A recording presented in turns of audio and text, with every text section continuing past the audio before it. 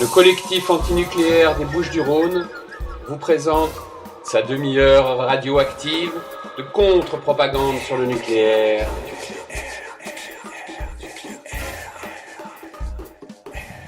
Vous êtes bien sur Radio Galère dans la demi-heure radioactive, émission animée par le collectif antinucléaire des Bouches-du-Rhône, les 2e et 4e mardis du mois en direct à 14h15.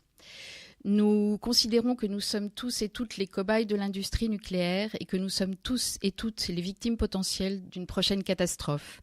C'est pourquoi nous pensons que nous n'avons pas d'autre choix que de s'informer et d'agir, et c'est ce que nous nous efforçons de faire ici. Alors aujourd'hui, on va s'attaquer à un sujet important qui est le nucléaire et la production d'ignorance. Alors en préambule, moi je voudrais réaffirmer une évidence qui n'est pas une évidence pour tout le monde. La technologie nucléaire est dangereuse et nous avons toutes les raisons d'en avoir peur. Notre peur, elle n'est pas irrationnelle, elle est motivée et elle est légitime. Les conséquences d'une catastrophe nucléaire sont irréversibles. La fusion d'un cœur de réacteur nucléaire est incontrôlable et les conséquences de cette perte de contrôle sont ingérables par l'être humain. Il n'y a pas de retour en arrière possible. Ces forces-là dépassent les compétences des experts, des techniciens, des physiciens, des nucléocrates. Pour un défenseur du nucléaire, l'admettre, c'est admettre la limite de sa compétence, c'est admettre son incapacité à faire face au désastre. L'admettre signifierait la fin du nucléaire. Mais voilà, par un acharnement qui nous est à la fois évident et incompréhensible, les autorités en charge ne remettent aucunement en cause la poursuite du programme électronucléaire en France en tout cas. Voilà, mais pour que le programme électronucléaire se poursuive, il faut faire taire la contestation et faire accepter la technologie et ses conséquences aux populations, et ceci à tout prix. Rendre le nucléaire acceptable, banal, ordinaire, a été et est encore avant tout un travail de communication. Au début du nucléaire, les nucléocrates se réfugiaient derrière le mur du secret, du mensonge, du déni, mais aujourd'hui, plus personne ne peut nier l'occurrence de la catastrophe. Et les nucléocrates se voient contraints, pour ne pas perdre la main, de recourir à des méthodes plus subtiles, plus cyniques, et on a envie de dire plus perverses qu'auparavant. C'est tous ces sujets, toutes ces méthodes, tout ce qui nous fait accepter le nucléaire dont on va parler aujourd'hui avec Thierry Ribaud, qui est économiste au CNRS et qui est co-auteur avec Nadine Ribaud de l'ouvrage Les sanctuaires de l'abîme, chronique du désastre de Fukushima, paru en 2012 aux éditions de l'Encyclopédie des nuisances. Bonjour Thierry et merci d'être avec nous. Bonjour. Il va être question de production d'ignorance. Le sujet est vaste, on va probablement faire 2 émissions. Donc je vous laisse parler de la production d'ignorance. Vous avez 40 minutes. Oui, bon, la production d'ignorance, on sait que c'est un thème qui est assez à la mode en ce moment. Enfin bon, en tout cas, on en a parlé un peu l'année dernière sur certaines radios, etc., mais sur des sujets qui n'ont rien à voir avec le nucléaire. En fait, il faut juste dire quand même que cette idée de production d'ignorance, elle a été développée dès les années 90 notamment par un scientifique, un historien des sciences qui s'appelle Robert Proctor, qui est donc à Stanford aux États-Unis, et qui en fait a travaillé sur l'industrie du tabac. Bon, donc je rappelle ça parce que c'est important. Donc cette idée de production d'ignorance, lui, en essayant alors il a essayé de conceptualiser. Alors d'abord, il a attaqué le lobby du tabac à travers sa notion, son concept de production d'ignorance. Et puis il a théorisé aussi là-dessus. En créant ce qu'il a appelé l'agnotologie. La notion d'agnotologie, en fait, c'est la science de l'ignorance. C'est-à-dire, en fait, c'est la question à la base de cette science, de ce savoir-là, c'est de se demander pourquoi ne sait-on pas ce qu'on ne sait pas. Pourquoi ce qu'on ne sait pas, pourquoi ne le sait-on pas? Et donc on voit là que c'est une interrogation qui paraît métaphysique, mais qui est très décapante lorsqu'elle est appliquée à des domaines divers. Et lui, il l'a appliqué dans le contexte de l'industrie du tabac, avec comment dirais-je, l'efficacité que l'on sait, puisque en fait, il a été parmi les gens qui ont réussi quand même à faire passer des législations anti-tabac aux États-Unis. Bon, même si en fait le travail reste toujours à faire, le travail sur la critique de la production d'ignorance, puisque en fait, même dans le domaine du tabac, même avec des preuves avérées de toxicité, l'industrie revient à la charge régulièrement. Alors, moi, mon idée est très simple, c'est de dire, cette idée, ces concepts de production d'ignorance, d'agnotologie, essayons de les appliquer au champ du nucléaire, parce que c'est assez intéressant, quoi, en fait. Oui. On pourrait aussi les appliquer, bien sûr, à d'autres champs, le plomb, l'amiante, etc. Ça a été un peu fait. Alors sur le nucléaire, pas du tout, à ma connaissance. Je ne dis pas qu'il n'y a pas de critique du nucléaire, mais il n'y a pas de critique qui passe par le biais de la production d'ignorance. C'est ça que je veux dire simplement, pour l'instant. Voilà, donc ça c'est au niveau général. Ce que je voudrais évoquer aujourd'hui, d'abord, c'est très concret, c'est-à-dire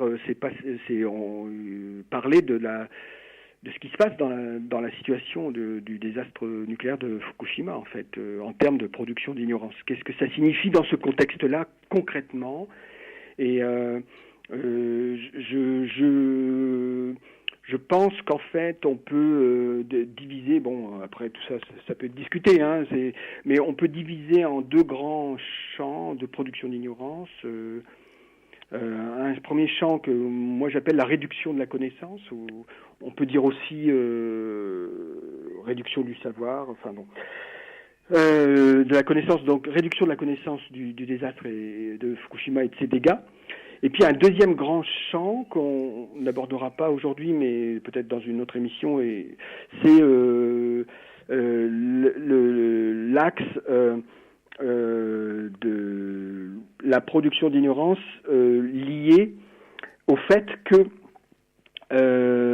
on est passé d'un monde où les nuisances sont régies par des normes techniques jusque dans les années 70 à un monde où en fait on tendrait à vouloir nous imposer finalement une gestion des nuisances à travers non plus des normes pas tellement techniques, mais des normes culturelles en fait.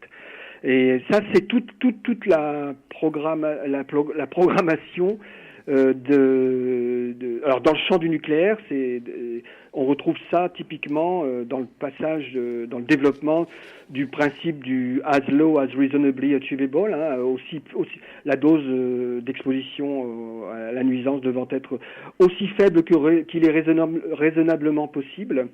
Et donc c'est toute la doctrine des programmes européens à Tchernobyl des années 90, Ethos, Core et compagnie, qui ont, on le verra, qui ont été répliqués dans le contexte de Fukushima. Mais ça c'est déjà un second volet. Moi je pense qu'il faut d'abord bien regarder qu'est-ce qui se passe concrètement sur le terrain en termes de réduction de la connaissance du désastre et de ses dégâts à Fukushima. En tout cas, c'est ce que je propose. Bon, oui, je pense qu'on va y aller comme ça. Et puis, au détour des arguments, on va probablement pouvoir discuter. Oui. Alors, en fait, si vous voulez, c'est une boîte de Pandore, l'histoire de la production d'ignorance, parce que, si je rappelle donc ce que je disais tout à l'heure, si vous considérez que on s'intéresse aux raisons pour lesquelles on ne sait pas ce qu'on ne sait pas, vous imaginez que là vous ouvrez un champ énorme, oui. Parce que il y a plein de raisons qui peuvent faire qu'on ne sait pas ce qu'on ne sait pas. Et Alors donc, je veux dire, il n'est pas question de... Enfin bon, il faut investiguer, je dirais, mais bon, il faut y aller modestement et déjà défricher ce qu'on peut défricher. Et donc, dans les éléments qui, à mon sens, caractérisent ou illustrent ce que j'appelle la réduction du savoir, la réduction de la connaissance, moi, dans le contexte de Fukushima, j'en décèle 3, quoi, en fait, en gros, et 3 qui eux-mêmes se subdivisent en plusieurs éléments. Les 3 grandes formes de réduction de la connaissance à Fukushima, pour moi, encore une fois, hein, on peut en ajouter d'autres, hein, mais moi, celles que j'observe, c'est une réduction spatiale, une réduction géographique, on peut qualifier de réduction géographique de la connaissance. Le deuxième grand type de réduction, c'est une réduction opérée sur la dose reçue par les populations.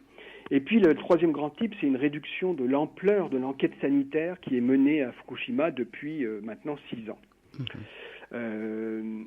Alors, je vais revenir sur chacun de ces grandes formes de réduction, si vous en êtes d'accord. Oui, réduction géographique. Alors, la réduction géographique, elle s'illustre de différentes manières, elle-même, déjà. C'est que, d'abord, quand on regarde un peu maintenant, avec un peu de recul, malheureusement déjà 6 ans, ce qui se passe à Fukushima en 2011, le 11 mars, eh bien, on se rend compte que la zone de la centrale de Fukushima de Daiichi, mis à part cette zone très dangereuse, oui.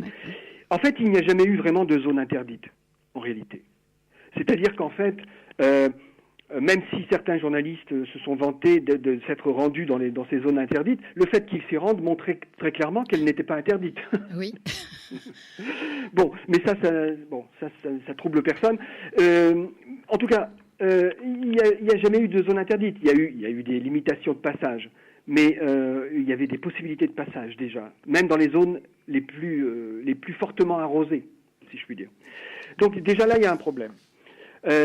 Et puis, plus gravement encore, les zones à accès limité, durant les premiers mois, ont été très rapidement réduites, et finalement très rapidement réouvertes, en fait. Et le nombre d'évacués n'a pas été si important que ça au final. Alors, tout à fait, on peut effectivement avancer cet argument-là, puisqu'on est... entre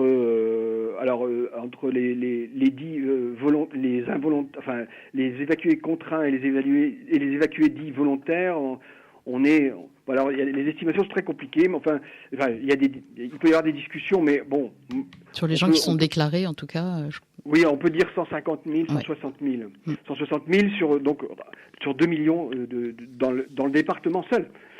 Alors là, justement, c'est tout le problème aussi, c'est que on sait aussi depuis le début que la contamination ne peut pas être considérée comme locale, dans la mesure où au moins 10% de la surface du territoire japonais ont été touchés en réalité, ce qui est énorme. Donc c'est évident que le département de Fukushima n'est pas le seul département à avoir été touché. Il y a au moins une dizaine de départements. Donc il y a bien eu réduction géographique là aussi, puisqu'on ne parle que de Fukushima. On parle du désastre nucléaire de Fukushima en fait. On ne parle pas du désastre nucléaire du Japon, quoi. Oui, comme si la contamination pouvait être réduite à des zonages. Donc, encore une fois, bon, c'est des idées, c'est simple, mais je veux dire, ça montre qu'il y a vraiment un problème. S'il y a un problème dans la représentation, ça veut dire qu'il y a un problème dans la manière dont on va faire face à la catastrophe, puisque on ne fait face qu'à ceux qu'on arrive à se représenter. Ce qu'on ne se représente pas, malgré tout, ce qu'on ne n'arrive pas ou ce qu'on ne veut pas se représenter, on ne lutte pas contre, évidemment. Alors, il faut rappeler donc que, encore une fois, toujours dans la perspective de la réduction géographique, que l'évacuation a été rendue obligatoire sur une zone d'environ 1000 km² autour de la centrale. Mais on sait que en tout cas selon les spécialistes, que l'évacuation aurait dû être appliquée au-delà des 40 000 becquerels par mètre carré, qui est le seuil qui correspond en fait à la limite de sécurité, au-delà de laquelle une zone est normalement qualifiée de zone de contrôle. Donc, en fait, l'ampleur de l'évacuation n'aurait pas dû être de 1000 km², mais selon ce critère de 40 000 becquerels par mètre carré, l'évacuation aurait dû porter sur environ 140 000 km². Ce qui signifie qu'en fait, une grande partie du Tohoku, de la région du Japon de l'Est et du Kanto, qui est proche de la région de Tokyo, aurait dû être évacuée. Alors, ça représentait environ, selon les estimations, environ 10 millions de personnes concernées. Ça veut dire qu'en fait, depuis 2011, il y a environ 10 millions de personnes qui sont exposées quotidiennement aux radiations. Donc, on voit bien que là, on voit bien qu'il y a la réduction géographique a des conséquences assez importantes quand même. Alors, le deuxième grand type de réduction auquel je pense qu'il est important de s'attacher, c'est la réduction de la dose reçue. Alors là, il y a 2 points à mentionner. Là. Tout d'abord, il faut rappeler qu'il n'y a pas eu d'estimation de dose fiable.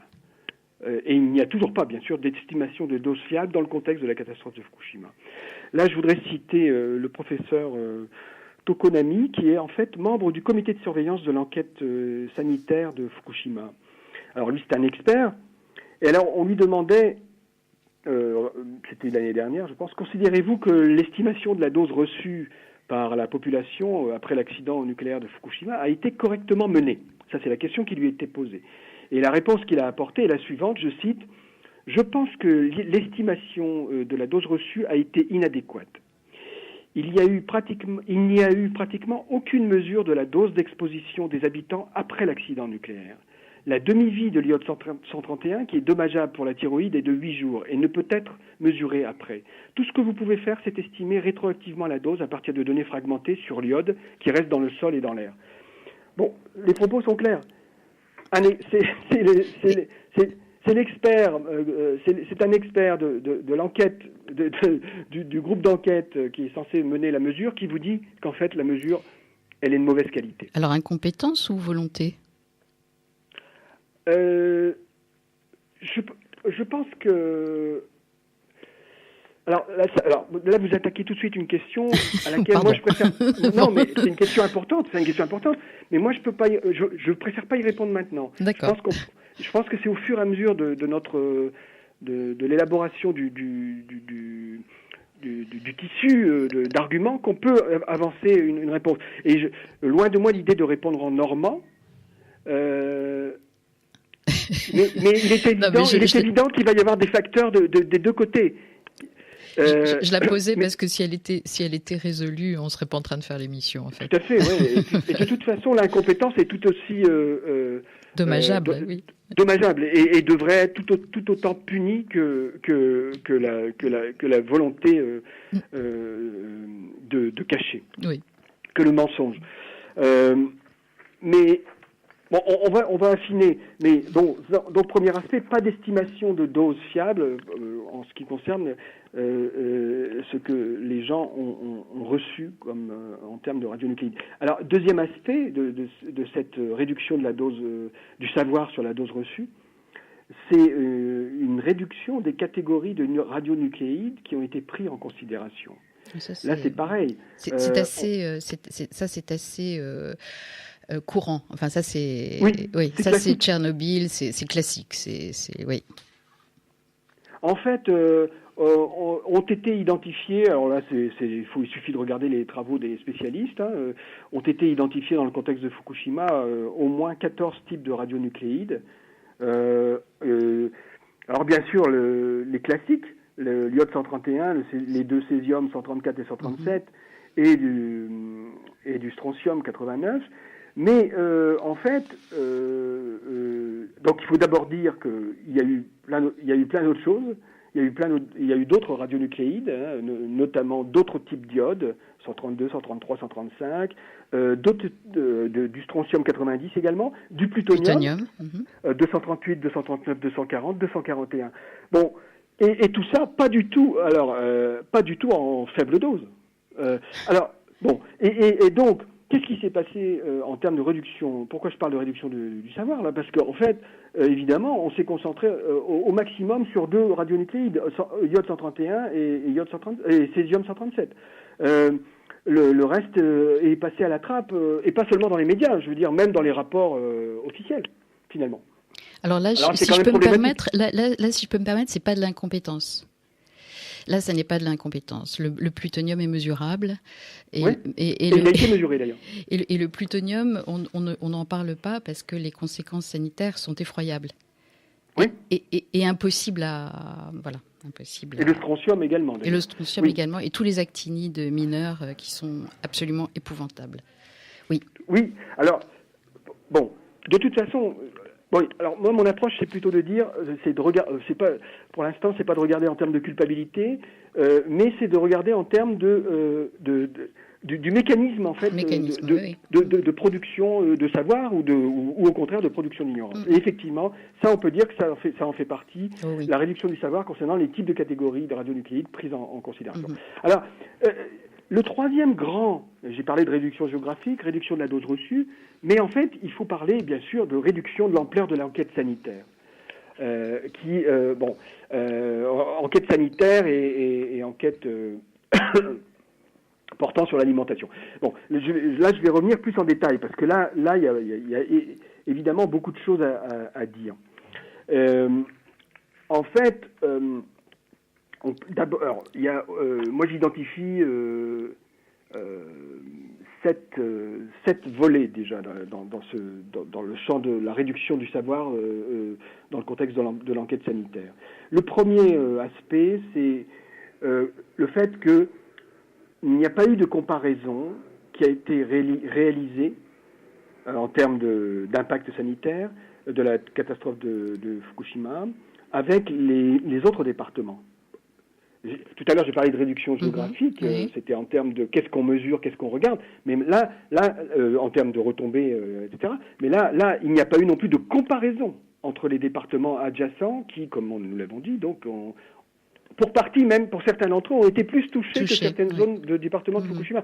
C'est une banalité, encore une fois. Là, il suffit de regarder les cartes officielles. Hein. Bon, il n'y a rien de secret là-dessus. Hein. Or, en fait, il n'y a pas eu de comparaison. Et là, je voudrais citer le docteur...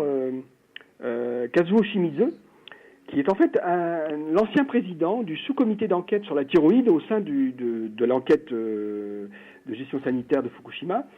Alors, je rappelle que ce docteur, en octobre 2016, donc il n'y a pas longtemps, et il a démissionné en fait de sa fonction de président du sous-comité d'enquête sur la thyroïde, parce qu'il estimait qu'il ne pouvait pas s'exprimer librement au sein de ce comité scientifique, notamment en ce qui concerne l'interprétation à donner de l'épidémie de cancer de la thyroïde qui est survenue après le 11 mars 2011.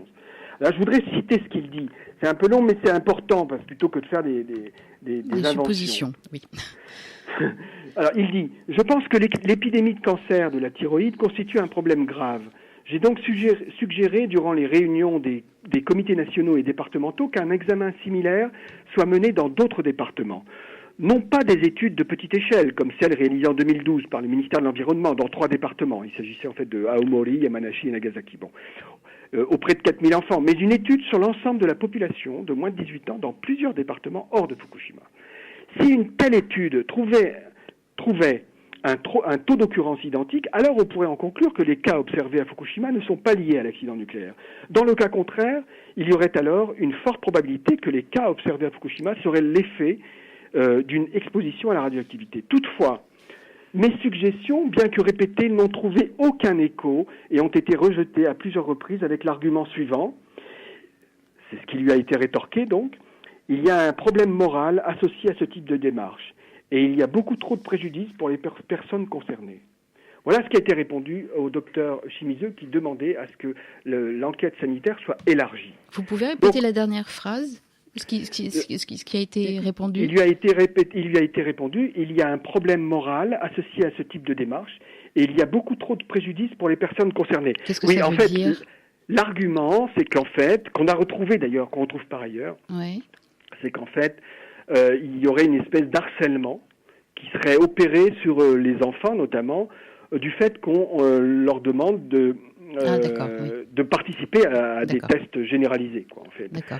Et donc, l'argument étant harcèlement sur les enfants, harcèlement sur les familles, montée en inquiétude des familles pour etc. Bon, vous voyez l'argumentation. Oui. Bon.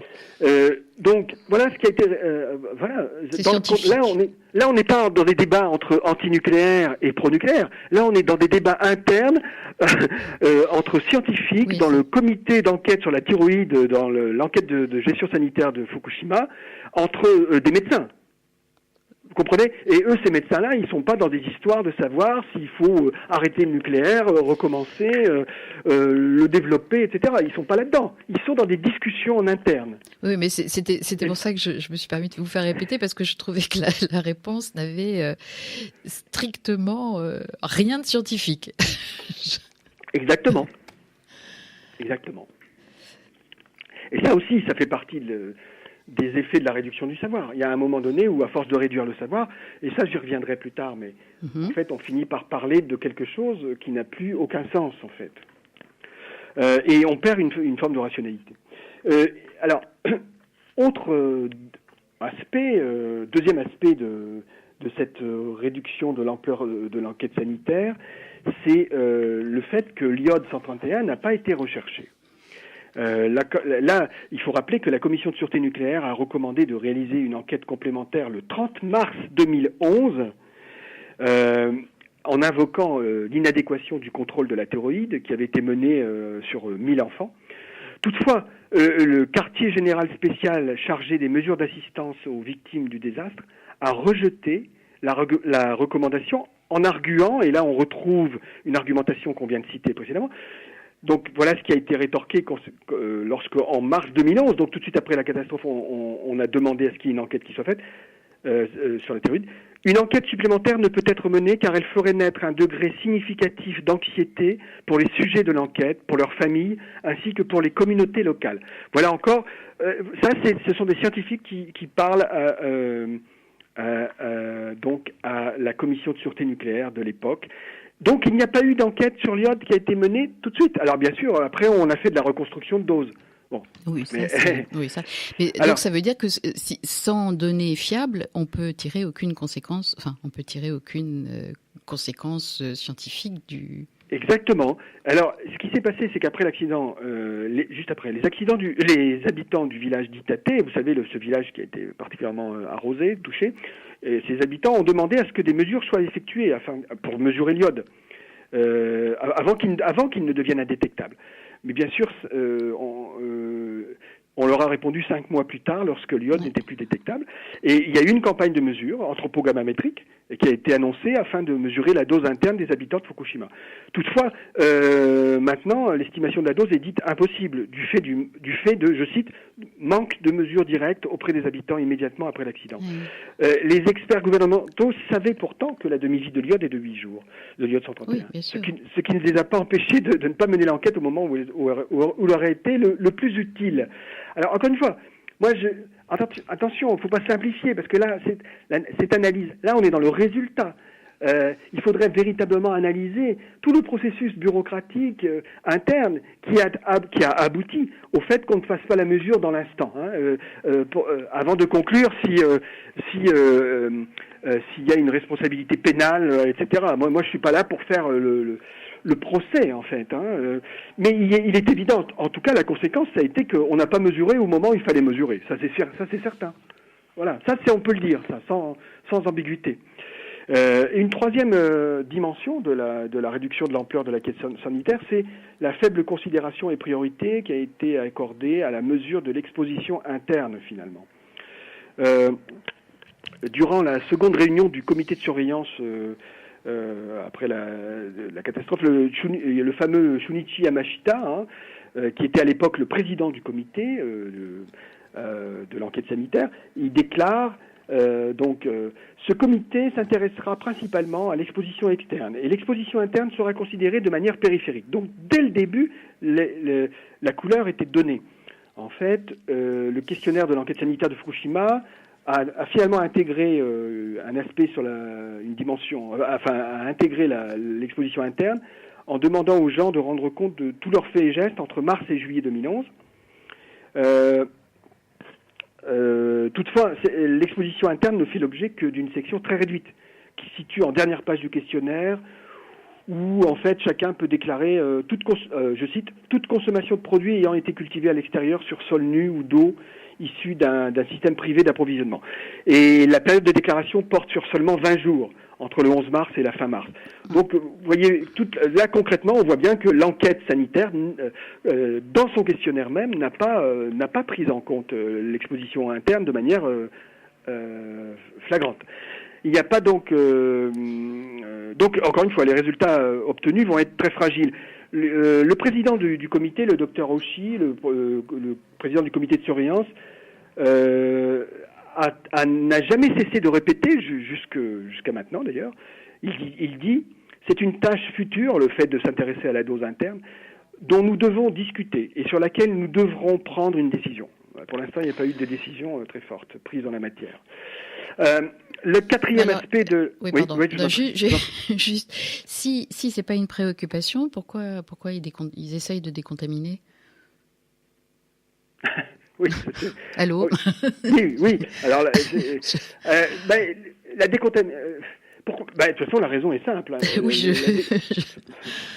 non, mais la raison officielle de la décontamination, elle vise avant tout à faire revenir les gens. Bon. Alors là, on rentre sur... Oui, sur le deuxième volet, mais on est bien d'accord. Là, c'est absolument typique. Là, c'est moi, je fais des procès, tant pis. Hein. C'est du déni de réalité. On nie la contamination interne, on nie l'impact des faibles doses. Ça, c'est du récurrent dans la gestion entre guillemets de la catastrophe nucléaire. Ça, c'est. Tout à fait, oui. Et d'ailleurs, on nie les faibles doses dans les rejets radioactifs de toutes nos centrales nucléaires quotidiennement. Oui, bien sûr. Alors, on reviendra certainement sur cette histoire de faible dose. Il y a un autre aspect, un quatrième aspect qui concerne la réduction de l'ampleur de l'enquête sanitaire, c'est ce qu'on pourrait appeler la science non réalisée. Oui, quand je parle de réduction, en fait, c'est une forme de non-réalisation de la science, là où elle devrait être réalisée. On peut l'appeler aussi de la science non réalisée, la science non faite, la science non réalisée. Alors, les rapports de l'OMS sur l'accident de Fukushima en matière de science non réalisée sont particulièrement intéressants, puisque on peut par exemple noter dans le rapport de 2013 de l'Organisation mondiale de la santé, donc, que d'une part, les émissions continues de radioactivité n'ont pas été intégrées dans l'évaluation, en fait. Le rapport ignore la sensibilité exacerbée des fœtus à la radioactivité. Les effets sanitaires hors du cancer, tels que les maladies cardiovasculaires, l'infertilité ou les maladies non cancéreuses de la thyroïde, n'ont fait l'objet d'aucune évaluation quantitative et ne sont pas intégrés dans les calculs de risque sanitaire. Je voudrais simplement noter, d'ailleurs, entre parenthèses, on vient d'apprendre hier, on vient d'avoir les derniers résultats d'une enquête, c'est pas l'enquête sanitaire sur Fukushima, c'est tout simplement l'enquête sur les maladies cardiovasculaires au Japon. Eh bien, en fait, le département de Fukushima est il y avait eu une enquête en 2012 et là, on vient d'avoir une enquête en 2017 qui vient de donner ses résultats. En 2016, qui vient de donner ses résultats. Le taux de maladies cardiovasculaires du département de Fukushima est le plus élevé de tous les départements, des 47 départements du Japon. Et ce depuis donc 2011, depuis après la catastrophe. Il est de 35 pour 100 000 pour les hommes et de 16 pour 100 000 pour les femmes. Donc pour le département de Fukushima.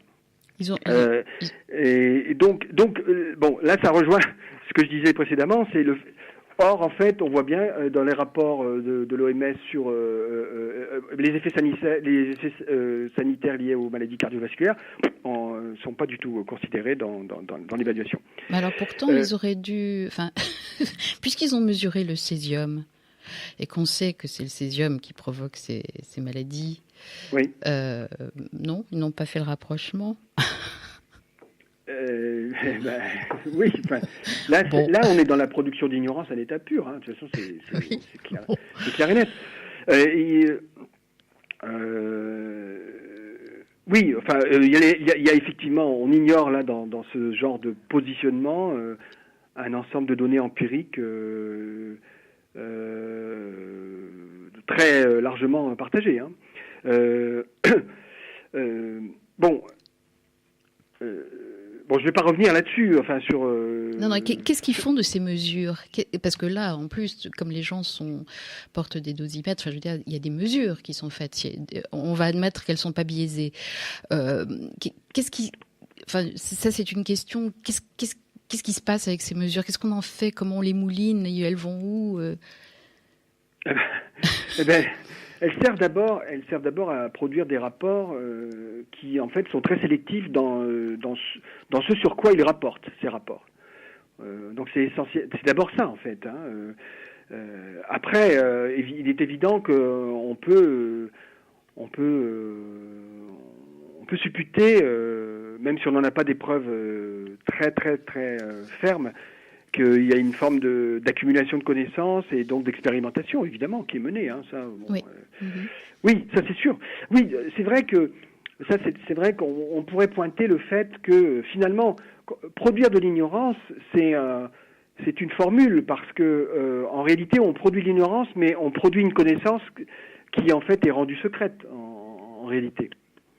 Mais c'est pas la seule dimension, c'est pas la seule modalité de production d'ignorance. Moi, c'est ça surtout que je veux pointer. Mais c'est vrai que ces différents cas concrets de production d'ignorance que je cite, dont on parle là, en fait, c'est vrai qu'ils ne renvoient pas forcément aux mêmes modalités de production d'ignorance. C'est-à-dire, bon, ils correspondent tous à une forme de réduction du savoir, à une forme de non-production du savoir. Mais après, ces formes de non-production du savoir peuvent renvoyer à des volontés, soit des volontés concrètes de cacher, ou des procédés de mise en secret, mais elles peuvent renvoyer, comme vous le disiez tout à l'heure aussi, à une pure incompétence aussi. Hein. Bon, effectivement. Bon, moi, je m'intéresse plus à l'identification, en tout cas à ce stade, des zones d'ignorance, plutôt qu'à la. Oui. Je comprends bien. À leur motivation profonde. Mais derrière, il y a des motivations, évidemment. Puisque tout ce qui est en train de se passer quand même c'est le fameux REX, c'est le fameux retour d'expérience dont se gargarisent tous nos nucléocrates là en France et qui sert évidemment à faire des plans de gestion dite de gestion post-accidentelle, parce qu'il y aurait beaucoup à dire sur ces trois mots, voilà, en France. Donc tout ça, ça doit quand même servir quelque part dans un coin à quelqu'un, quand même. C'est pas de la production d'ignorance pour tout le monde, voilà, oui. Certainement. Alors, bon, je vois que l'heure tourne et je veux aussi, je veux pas empiéter sur. Oui, puis on reprendra le temps de reparler de tout ça. Mais alors bon, il y a encore trois autres aspects liés à la réduction de l'enquête sanitaire que je voulais évoquer, mais je vais les évoquer très rapidement, si vous me le permettez. Bien sûr. Ça vous convient ? Oui. Alors, bon, on a parlé de l'OMS, mais il y a aussi les travaux scientifiques existants qui sont ignorés par les experts, notamment dans le contexte de la fameuse UNSCEAR, hein, de l'ONU, hein, donc l'institution qui à l'ONU est en charge en fait du contrôle de la radioprotection en fait. Oui. Donc là c'est pareil dans les rapports. Alors on pourrait pointer plein de choses, mais notamment, je ne suis pas le seul d'ailleurs à le pointer. Il y a les rapports de l'UNSCEAR de 2013, 2014, etc. sur Fukushima en fait passe totalement à la trappe les effets de la catastrophe sur le biote non humain en fait. Hein. Donc tout ce qui est les effets sur le biote non humain marin comme terrestre, c'est considéré comme, en fait, les effets sont considérés, je cite, comme en général trop faibles pour que des effets graves puissent être observés. Ou encore, citation, tout effet du rayonnement devrait être restreint à une zone limitée où le dépôt de particules radioactives a été le plus important. Au-delà de cette zone, les effets potentiels sur le biote sont non significatifs. Alors, or, en fait, on sait très bien, à travers des travaux très sérieux menés par des chercheurs américains notamment, mais aussi des gens du CNRS d'ailleurs, il faut le dire, qu'en fait, dans le contexte de Fukushima, eh bien, il y a des effets sur la faune et la flore qui sont loin d'être négligeables. Et sur la faune marine aussi, bien sûr. Bon, je ne vais pas insister là-dessus, mais là aussi, donc, zone d'ignorance, créée plus ou moins volontairement. Je voudrais insister sur une autre forme, c'est l'échantillonnage arbitraire de l'alimentation pour le contrôle de l'alimentation. D'après le rapport de l'OMS en 2012, je cite, les concentrations de radioactivité mesurées sont représentatives de l'ensemble du marché alimentaire à Fukushima et dans les départements voisins. Or, en fait, quand on regarde ce rapport qui fait un état des lieux donc du caractère sain de l'alimentation après la catastrophe, en fait, les mesures qui ont été effectuées sur, par exemple, sur 39, il y a 39 œufs qui ont été collectés dans le département de Fukushima et 18 supplémentaires dans le reste du Japon dans les 4 mois qui ont suivi le 11 mars 2011. Et ça, c'est censé déterminer la quantité d'exposition radioactive interne qui est due à l'ingestion d'œufs pour une population de 120 millions d'habitants. C'est quand même un peu embêtant. Pareil, en ce qui concerne les fruits du département de Fukushima, 40 échantillons ont été prélevés durant le premier mois, 16 échantillons durant le second mois et seulement 49 et 28 pour le reste du Japon respectivement durant ces 2 mois. Donc on voit bien là qu'il y a un problème aussi sur la largeur du spectre de connaissances qui est pris en considération pour tirer des conclusions. L'UNSCAR, de la même manière, dans son rapport de 2014, à travers elle utilise la base de données de la food de la FAO. Cette base de données comporte 125 000 échantillons alimentaires qui ont été collectés durant la première année après le désastre de Fukushima, dont les 2 tiers sont des échantillons de bœuf, c'est-à-dire 67% des échantillons sont des échantillons de bœuf. À part ça, on trouve 11 poissons d'eau douce, 63 jus de fruits qui ont été analysés par l'AIEA durant la première année. Dans les évaluations de doses internes par ingestion, seules sont inclus prises en considération les données relatives à l'exposition, je l'ai dit ça, à l'iode 131 et au césium 134 et 137. Les autres radionucléides sont pas prises en compte, encore une fois dans l'ingestion interne. Etc. Bon, là on pourrait s'étendre également, sans parler du mode de calcul, le fait que le calcul du montant d'exposition interne à la radioactivité est fondé sur l'hypothèse selon laquelle, en fait, je cite, la majorité des Japonais obtient sa nourriture dans les supermarchés où l'alimentation provient de l'entièreté du pays. Ça veut dire qu'en fait, on ignore dans les faits le fait que la région affectée est essentiellement rurale et qu'une grande partie de la population s'alimente à partir des marchés et des ressources autoproduites. Donc en fait, on ignore la manière dont les gens se sont auto-intoxiqués, en fait. Moi, ce qui me paraît très triste là, c'est qu'en fait, il y a des gens, je pense en toute bonne foi, qui font ces mesures, qui collectent ces œufs, voilà. Oui. Bon, voilà. Il n'y a pas de tricherie là. Non, mais c'est voilà, mais tout est mis au. Enfin, après, bon, c'est bon. Alors, je suis désolée Thierry, mais on va devoir s'arrêter là. Mais c'est bien. Comme ça va nous donner envie de refaire une émission pour avoir la suite. Oui. Mais c'était effectivement très intéressant parce que voilà, oui, c'était bien. Ces sortes d'inventaires sont utiles aussi. Oui, là je suis dans l'inventaire et il n'est pas fini. Je pense qu'effectivement, il faut faire cet inventaire des zones de production d'ignorance. Après, on peut commencer à réfléchir à ce qu'on peut en déduire. Bon. Bien. Voilà. Bien. Et donc, je vous lis quand même. Je résiste jamais à cette phrase qui est quand même merveilleuse. C'est le rapport qu'on connaît, 1958, Organisation mondiale de la santé, sur les questions de santé mentale que pose l'utilisation de l'énergie atomique à des fins pacifiques. Mais bon, là, moi, je suis pas objective, évidemment. Et la conclusion, c'est cependant, du point de vue de la santé mentale, la solution la plus satisfaisante pour l'avenir des utilisations pacifiques de l'énergie atomique serait de voir monter une nouvelle génération qui aurait appris à s'accommoder de l'ignorance et de l'incertitude. Voilà. Bon, alors.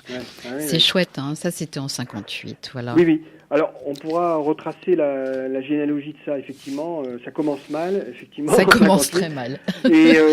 Et ça se termine pas mieux. Mais Thierry, je suis désolée, il faut qu'on donne l'antenne. J'ai quelqu'un qui s'impatiente dans le studio, qui nous fiche dehors. Voilà. Vous me direz. Oui, ça va. Comment Donc, merci à vous. On fera une deuxième émission. Merci Sidi à la technique. Merci Camar d'avoir attendu, patienté. Et on peut réécouter, on peut aussi réécouter toutes nos émissions, dont certaines déjà avec vous il y a quelques années, sur notre chaîne YouTube Collectif Antinucléaire 13. Voilà, bon courage à tout le monde. Au revoir. Au revoir.